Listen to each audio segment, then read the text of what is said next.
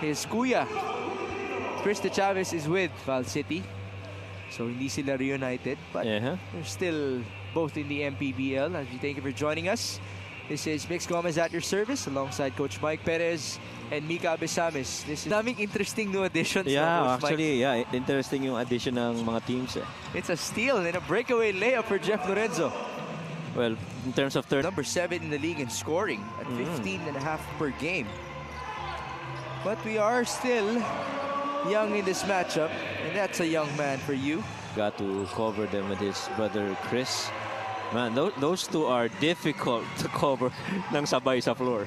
Ibang klase ang kumpiyansa ng batang yan. Same goes for Jameson Hero. Yeah, and pag tinignan mo ng ganyan si Jay. For their first win after all, let's see if this formula will actually work for them.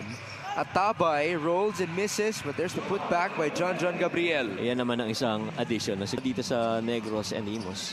Baseline inbound, Jem Cruz, another shot. Finally a conversion. That's all he needs. Tally is 6-4.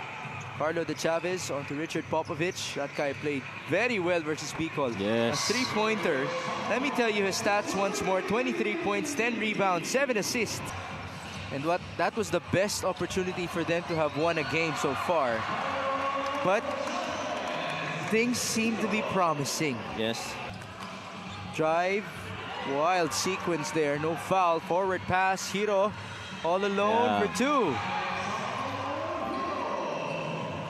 Well, JR has gotten more chances to prove himself so far in his Mpbl career. Yes. Oh, yeah. Jem Cruz, another jumper. This time it's a 3. Yeah. Here he is again. Back-to-back 3-pointers for Jem Cruz. And on cue.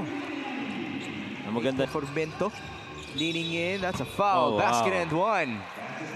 And John Formento really just taking off from where he started in that. This first quarter score is brought to you by GameX. GameX Sports, the official online basketball lending partner of the Mpbl. A moment for us. Naipasok pa ni Mika Besamis yun. Naipasok mo pa yun, Mika. Although, we have been saying na iba ang itsura ng Imus. But now we shall focus on Negros. There. Who will have a bucket scored by John Ray Villanueva. More importantly, their lead is 9. Katakutan. He will fly. Wow. As per usual. Ibang klase yun. Let's see if J.R. Flores and company can capitalize on that. As Gayolingo scores, this is a guy who has amazed me. Flores went defense, down. Enriquez also went down. And this is a breakaway layup for J.R. Flores. Their average points given in a game is 102. Yes. Coming into this matchup, as players na nag-move. Exactly. That's the tough part.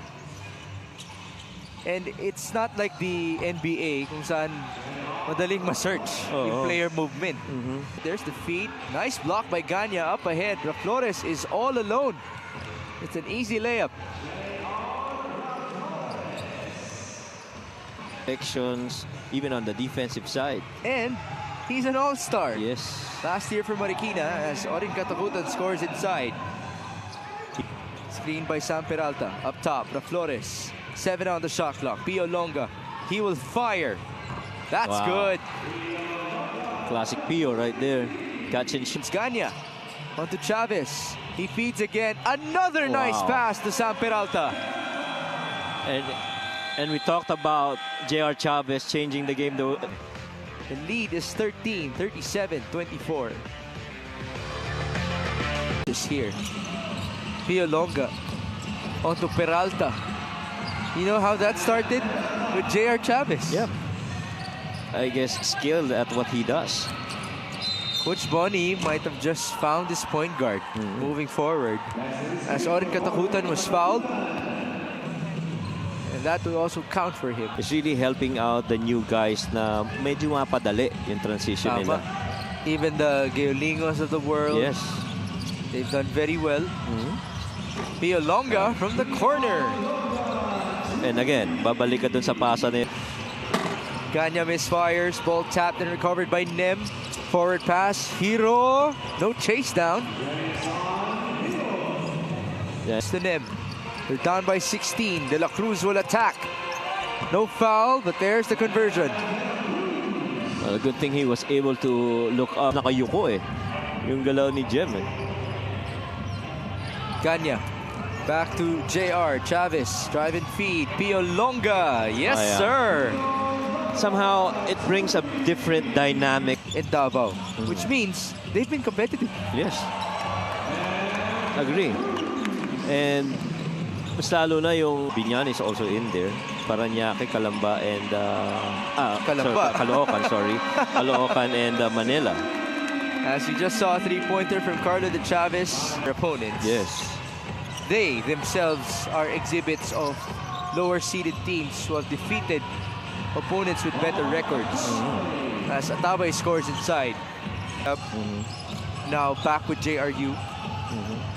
Mindoro naman, they're going to be back home this Saturday. Let's see if that can spark things up for them. As Renz Palma just scored. Yeah, and Iloilo, you can make a case na, you know, may adjustment period siguro, pero ang ganda rin ng nilalaro nila. Tsaka, in terms of roster naman, there are good names with Iloilo. Yes.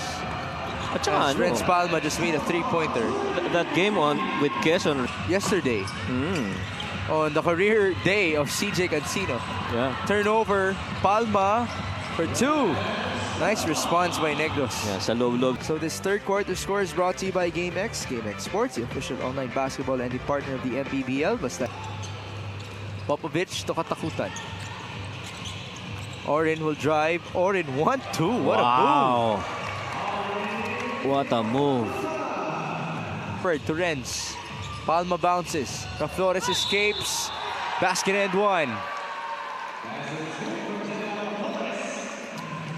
And here's Jameson Hero. Tsaka crowded din yung pasa.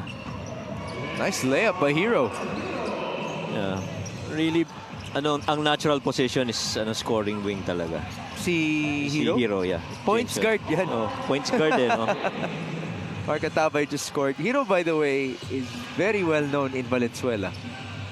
Silang dalawa ni Jeric Diego. Yeah. To my knowledge, as Miko Gimpayan just made a three-pointer. And in Australia, the style of basketball is quite similar to the brand of play of the San Antonio Spurs. A lot of passing, a lot of... Tsaka, you know, to grow up, lalo na ako, to be a fan of the San Antonio Spurs way of basketball. It's really just a beautiful game that they're playing. Oh, yeah. Remember the 2014 Spurs? Oh. Ibang klase yun. Klase. Katakutan spins and scores, making his father Israel proud. Yep. They hand it off to John Formento.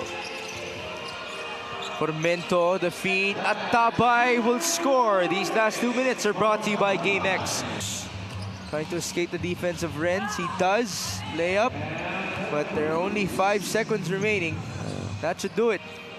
And so the Negros Muscovados will get back-to-back victories. They move up to 6 wins and 10 losses. While Imus, even though they have shown much promise in this game with this new lineup, they will go down to 0 wins and 16 losses. Yeah, and this final score is brought to you by GameX. GameX Sports, the official online basketball and the partner of the Mpbl.